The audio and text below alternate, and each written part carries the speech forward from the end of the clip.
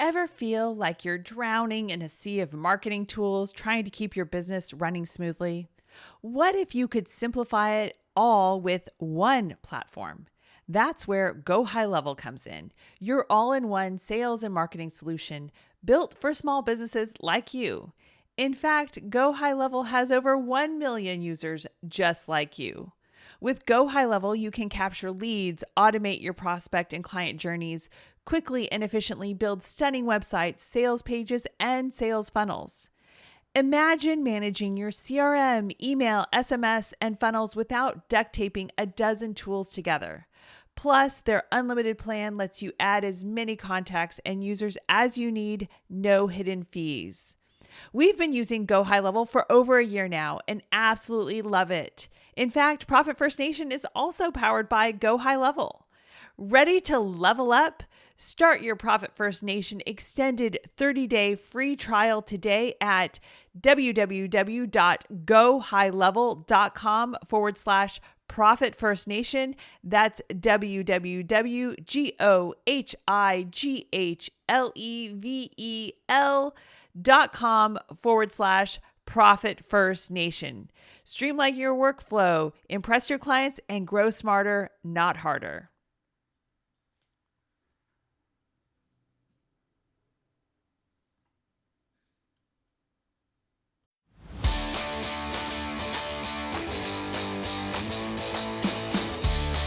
Welcome to Profit First Nation, the official podcast for entrepreneurs who are operating their businesses in the zone of permanent profitability. I'm Mike Michalowicz, the author of Profit First, and now here's your Profit First Nation guide, Daniel Mulvey. Welcome to Profit First Nation, the podcast for the top 17% of entrepreneurs with cash in the bank to correlate to their profitability. Profit First Nation is the podcast for intelligent entrepreneurs who have taken ownership of their financials and leverage Profit First as a cash management system to make their businesses permanently profitable. I am Danielle Mulvey, an expert at guiding entrepreneurs on owning their financials in as little as 11 minutes per day and doing Profit First right. If you're a fan of Profit First and its author, Mike Michalowicz, you have found your tribe. We are a nation of successful entrepreneurs driven to be permanently profitable with a grit and a growth mindset that lets no obstacle stand in our way in pursuit of the 3 Ps: passion, profit, and play. On Profit First Nation, we dive into advanced profit first strategies and we share the honest and authentic ups and downs of being a business owner. It's an episode ending in 8, so we have Mike Michalowicz, the author of Profit First, joining us because 8 is great. And Mike is great, and he writes great books. Welcome back, Mike. 8 is great, and this ain't no clickbait. Oh, nice, So nice. good, so good. So bad, actually, so bad. Well, let's dive in to your emails. And the first one is, hello, Mike.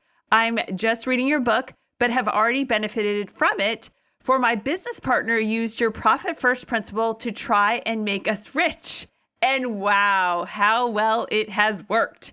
We now make €500,000 in profits per year for a 3 million revenue business. That's 16.7% profitability. Before implementing your method, we were growing steadily by 10% every year for 15 years, but we were struggling to make it a decent living once all expenses were paid. We just went from poor entrepreneurs to quite well-to-do in a couple of years. It's been really amazing. Thanks for all. Cheers, Steven. Steven, Prost, my friend. That's I think that's Danish for cheers. That is fantastic. It's absolutely fantastic. And I think what's interesting about Steven's story is the transformation happened in an instant. The fact that they've been in for business for 15 years and were growing, they weren't growing healthily. And Danielle, you and I have been in different business groups. There is such top line thinking, it's actually shameful. And I bought into it hook, line, and sinker of pounding my chest on the top line revenue of achieving X $1 million in revenue or whatever it is. And there's actually reward mechanisms out there. Like the Inc. 5000, I think it should be called the Inc.'s most unhealthiest businesses on the planet. Those businesses are all ranked based upon revenue growth, but there's not consideration for profitability. I'm sure some of them are okay, but I know quite a few are in real financial straits. And it's sad that this top line thinking is always perpetuated. There has to be a balance. It's nice for the revenue to grow, but it needs to grow in conjunction with profitability. And if you have revenue currently in your business and you're not profitable, we don't have a revenue problem. We likely have a profit problem, and we need to address that. Whenever I see a business that's doing hundreds of thousands, I'm thinking US terms now, but hundreds of thousands or millions of dollars in revenue, inevitably there's profit that's baked in the business. It's just not being extracted. And we need to get a profit first system or some similar system in place to start extracting that profit. And the turnaround that this business experienced in a couple of years is not shocking. It's not that atypical. If you have some revenue, there is profit in there. Let's put the profit first system in place to extract it. And then let's grow, but let's grow healthily. Yeah, it's remarkable. And, also too, it's just so funny with business partners and, cheers literally to Stephen for allowing his partner to just kind of like implement profit first without him reading the book. And then it's like, oh, geez, this is really working. Let me catch up and read the book now. It's taking action. It's doing something different. It's not doing the same old like they were doing for the, 15 years prior. His business partner was like, hey, let's do this. Let's implement it. Sounds like he got it implemented pretty quickly. And in a couple of years, yeah, they've totally transformed the business. And you can see the confidence too. Like, it's been amazing for Stephen. He says in his note, I wonder how he carries himself now. Quite well to do. And I wonder what he's telling other businesses. And I wonder when he goes into evaluating a prospect, if he's a little more thoughtful now, is this just a quick money grab or is this a good prospect? I suspect all that stuff is true, that with financial confidence comes overall confidence. When that financial stress goes away, so does a big chunk of life's stress. I wonder if there's another swagger or a new swagger in Stephen's step. I bet you there is. Yeah, I can speak from experience. Like, my husband and I went from poor entrepreneurs to quite well-to-do with profit first. And I just have to say, like, there's such a peace about us now, and a calmness about the situation.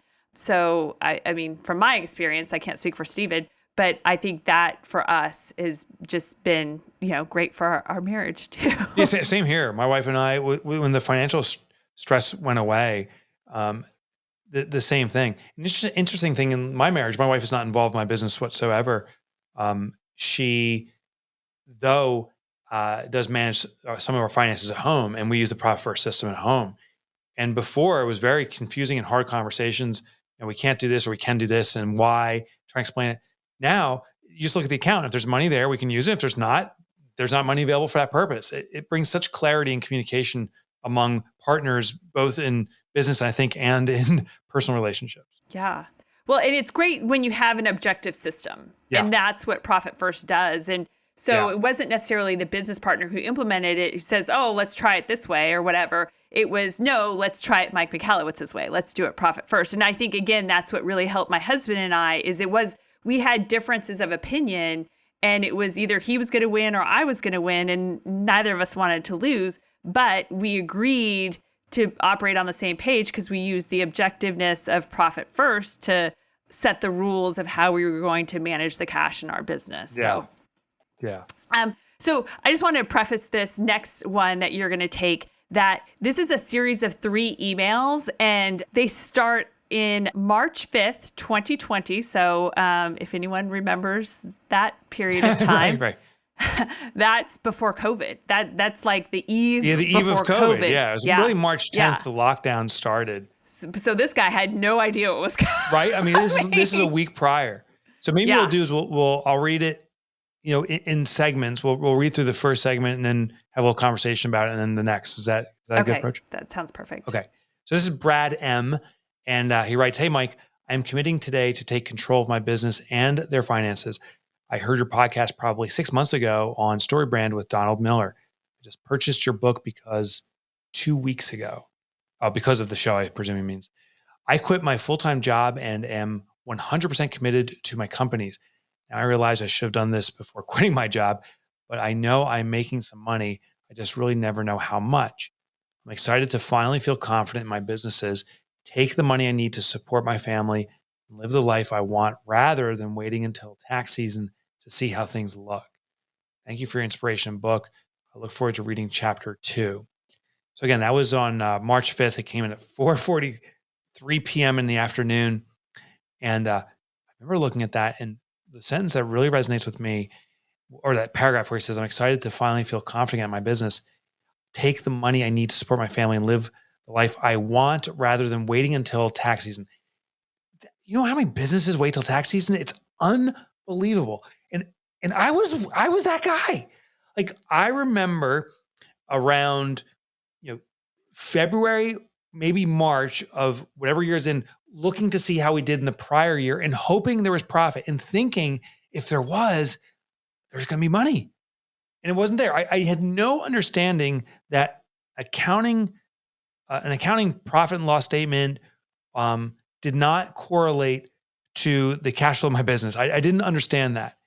And I thought whatever money was on that report, then I could just log into the bank account and take it out, and that was available for me. And it was heartbreaking the first time I had a profit, and I asked my accountant, where was it? And he started laughing, literally laughing out loud. He's like, what do you mean where that profit is? He's like, you already spent it. You don't have that. That was just your accounting profit from the past. And that was a gut punch. With Profit First, Profit First is a cash management system, and we can make the choice of how much profit we're going to have, how it accumulates, and then distribute it. And it will be reflected in your accounting once that is produced in your P&L and also in your balance sheets and your cash flow statements. But the Profit First is a real-time cash system. So as money actually hits your bank account is when you recognize it, and then you can do these allocations. When money is actually sitting in your profit account, it is actually available for you to take a distribution. You've total real-time control over your money. And in that case, just like Brad's believes he's experienced, and I think he did, is he will no longer have to wait to see how things look at tax season and then get disappointed. Now he can start controlling his cash flow on his own. And so now he writes again about a week later. Yeah, so this is on March 12th, 6:30 at night. You notice it's getting a little bit later in the evening. He says, I set up my accounts today and did my day one transfers. It feels amazing to pay myself. The timing of this book couldn't be better. I had the feeling of I'm an idiot, and now I feel better. I left my job, and the world seems to be shutting down with coronavirus. I'm going to follow this system and make this work. Thank you. We can talk about timing. Isn't it funny? He says, it seems the world is shutting down with coronavirus. That is how March 12th felt. And then within a month of that, it's like, holy crap, the world did shut down. That's when I started getting a flurry of emails from people saying, thank God I did Profit First. This has saved me. What I thought was interesting was it wasn't people that necessarily set Profit First years prior to that. It was people like Brad who set it up and said, I set Profit First up a month ago, and thank God I did. I now have runway. Brad did this 6 days or 5 days prior to the shutdown, and maybe there's a little bit of cash. He did his first transfer, but there's a lot of bit of confidence. And because of that, I think he positioned himself to navigate this far better. I'm sure his business was affected by coronavirus, but the fact that he had a system in place, it gave him confidence. And I strongly suspect he was making smarter, more prudent decisions. And I just want to point out to the audience and to those who maybe are still in the stands observing and not on the path to permanent profitability, is he originally sent the email on March 5th. He sent it after he read chapter 1, and he's like, okay, now I look forward to reading chapter 2. A week later, this is nothing personal, Mike, but this isn't rocket science. No. This man read the book in a week, opened up his bank accounts, and was doing his first allocations a week later. It's not a big deal. If you make it a big deal, okay, it's a big deal. But it's not a big deal if you believe it like I do, like Brad, like Mike knows it. So you guys, you guys can take action swiftly and be like Brad. But now what's I think awesome is Brad has kept us updated, and he sent you another email over a year later. Yeah, over a year later. So this was August 3rd on 2021, and this was at 12 a.m. So see how late or early in the morning, right? So this is at midnight exactly. He says, "Hi, Mike. A little over a year ago, I read your book and implemented your system. It's been absolutely incredible. I never had so much money in my life. I take money, my taxes are paid, my expenses are covered. I've been able to spend well to invest over $100,000 in the past year. It is amazing how things have come together, and all of it really has been a huge eye-opener on different parts of my business and where to focus.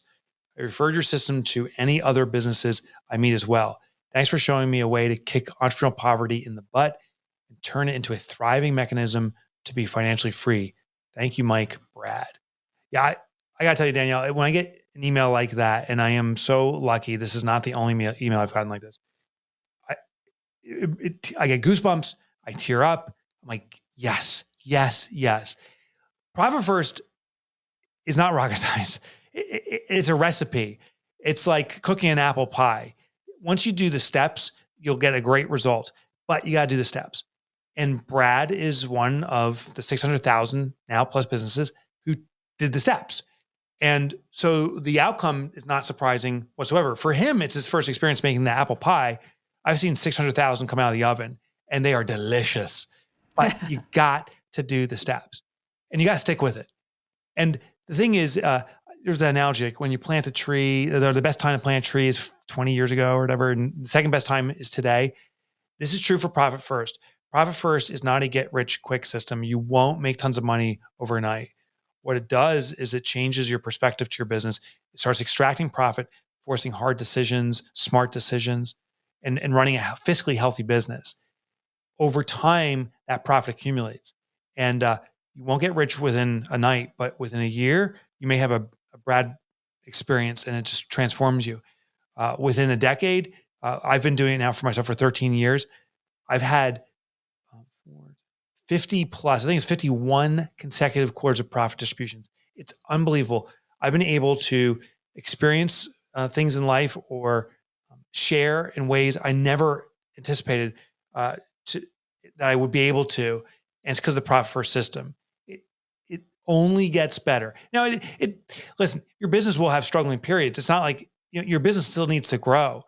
But my confidence is only further built stronger and stronger in the business every year. And I've made consistently appropriate decisions because I'm restricting the money. As the business has gotten bigger, I'm not getting frivolous and spending the money. I keep the Profit First principles in place. It's forcing smart decisions. I think what's interesting is it kind of keeps me in that entrepreneurial building mode in regards to the finances. When I started my very first business doing computer systems, I needed a computer system for myself. I couldn't afford it. So my partner and I hodgepodge something together, and it was a crappy old machine, but it just got by, and it would crash every night at 11 o'clock at night. We don't know why, it just would. And we knew the process, and we got by on that thing for well over a year.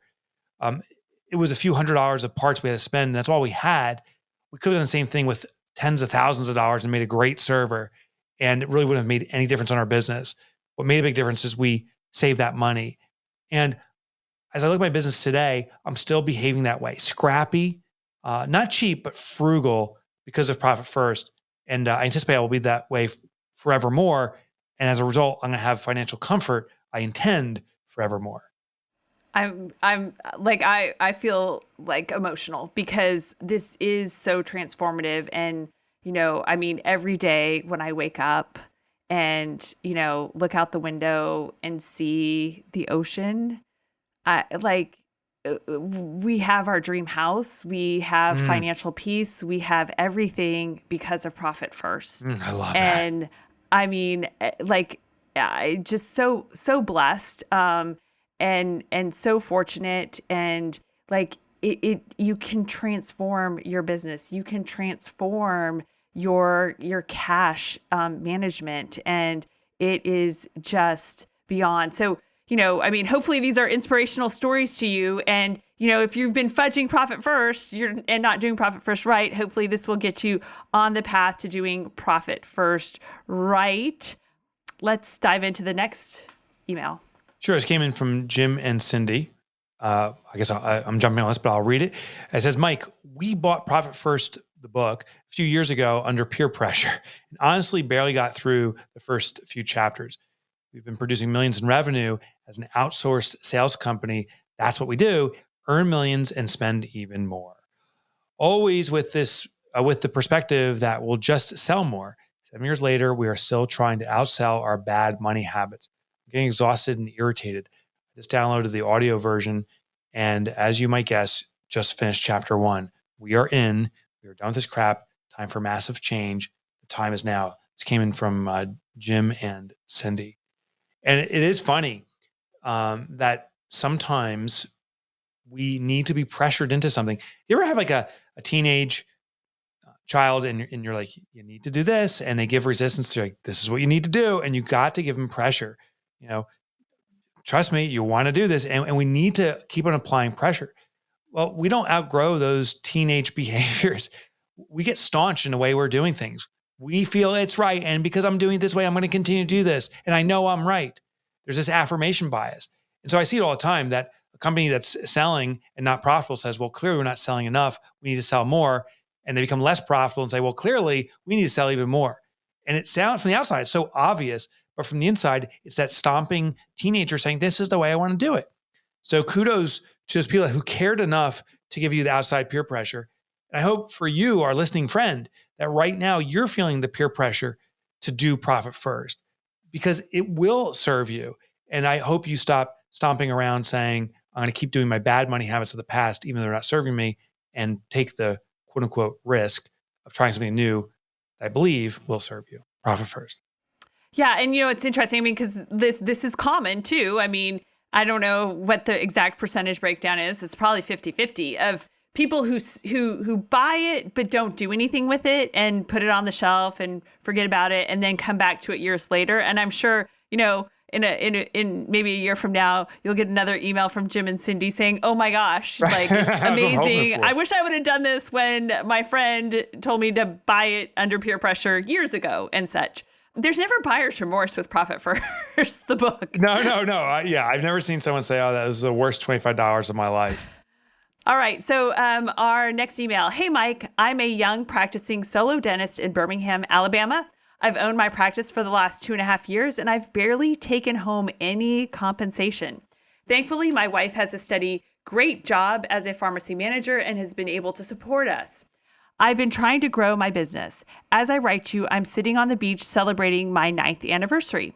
I just finished the first chapter of Profit First, and I literally stood up and did what you said. I drew a line in the sand.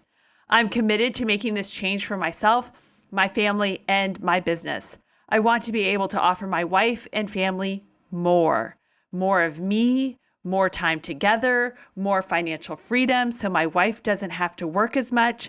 This is my statement of commitment. I'm ready to change and never look back. Very much looking forward to finishing this book and starting my new Profit First business mentality. Thanks, Adam C. The reason I ask people to make those commitments is there's something visceral when we make a public declaration, as opposed to just saying to myself, I'm going to start exercising. If I go on social media or something and say, I'm going to start exercising tomorrow, the chance I'm going to get down there and exercise has increased because there's that pressure of an external commitment. And when people commit to doing Profit First, I invite them to email me and I email back and say, okay, I got your note, you're in. And I think that facilitates the uptake of it. I love that Adam also understands that what profit does, that profit is more presence. If a business is fiscally healthy, you can be there for the business in a new way, and you can be there for your family, for yourself. It can afford you things. Money does buy certain things, and it can buy more time. Because when you're profitable, you're not worried about devoting your time to trying to make more money. The money is there, allowing you to reallocate that time, quote unquote, buy time, to do things that you'd rather do. So I think that will serve him well. I love also that he's in a business that inherently is very profitable. It's those types of businesses like dental practices and stuff. When I see them implement profit first, and they say they're struggling, those businesses can morph overnight because they're not in a commoditized business. A Walmart or a retailer that's in a commodity-based business can implement profit first, and it'll work. It's just more difficult because you're selling on price. It's a commodity-based business. That's often where volume is a necessity. But in many businesses, dental practices being one of them, where volume is not a necessity, it's all about margin. The implementation of profit first has a radical impact very quickly. And makes me think of Barb Stackhouse and her book, Profit First for Dentists. Right. So, I mean, there's quite a selection now and more in the pipeline of profit first for microgyms, e-commerce businesses, dentistry, real estate is coming out, right? Realtors. Yeah, real estate investors, real estate agents, another one. Yeah, all of them. Yeah, so check out those two. And if you would like to work with a Profit First professional who has the heart of a teacher, a Profit First certified Profit First professional, bookkeeper, accountant, or coach, then please visit ProfitFirstNation.com and click on Contact. Cheers to another profitable day, my entrepreneurial friends. Profit First Nation website, related podcasts, and resources are provided for general information purposes only and do not constitute accounting, legal, tax, or other professional advice. Visitors should not act upon the content or information found here without first seeking appropriate advice from an accountant, financial planner, lawyer, or other professional.